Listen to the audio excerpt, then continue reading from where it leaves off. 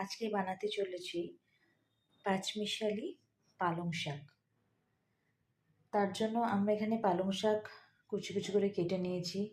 এখানে বেগুন আছে, টমেটো আছে, কুমড়ো আছে, আর স্বাদ একটু ভালো করে আনার জন্য বড়ি রয়েছে, আর ফোড়ন দেওয়ার জন্য 5 ফোড়ন রয়েছে। প্রথমে বড়িটাকে একটু ভালো করে কড়া করে ভেজে তুলে রাখবো।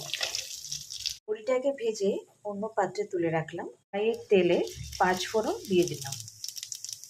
কেটে রাখা সবজিগুলোকে একে একে দিতে থাকবো। এখানে আলু, কুমড়ো, বেগুন, টমেটো সব একসাথে দিয়ে নিয়েছি। দিয়ে এবার এটাকে ভালো করে মিশিয়ে নিয়ে তেলের সাথে এর উপরে একটু নুন ছিটিয়ে দেবো। নুন ছিটিয়ে দিলাম। সবজিগুলোকে ভালো মতন মিশিয়ে এবার ঢাকনা দিয়ে অল্প আঁচে 5 মিনিটের জন্য দিয়ে রাখবো।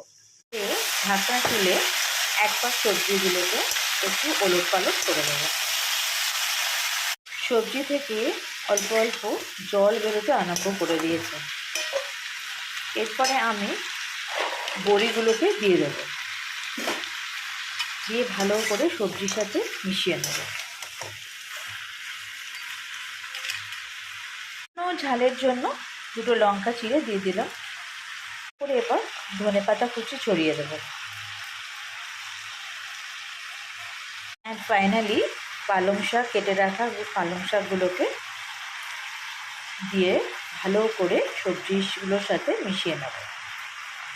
যতক্ষণ না পর্যন্ত নরম হচ্ছে এটাকে মেশানো যাচ্ছে না, তাই এখন ঢাকনাটা দিয়ে দিলাম। যখন ঢাকা দিয়ে রাখাতে পালং শাক থেকে জল বেরিয়ে গেছে এবং অন্যান্য যে সবজিগুলো এর মধ্যে দেওয়া আছে সেগুলোর সাথে ভালো মতন মিশে গেছে। এবার এটাকে আবার ঢাকা দিয়ে রেখে দেবো যতক্ষণ না পর্যন্ত অন্যান্য সবজিগুলো ভালো মতন সিদ্ধ হয় আর পালং শাকটা একদম নরম হয়ে মোলায়েম হয়ে মিলে যায়। নামানোর আগে অল্প একটু চিনি দিয়ে নিলাম এর মধ্যে,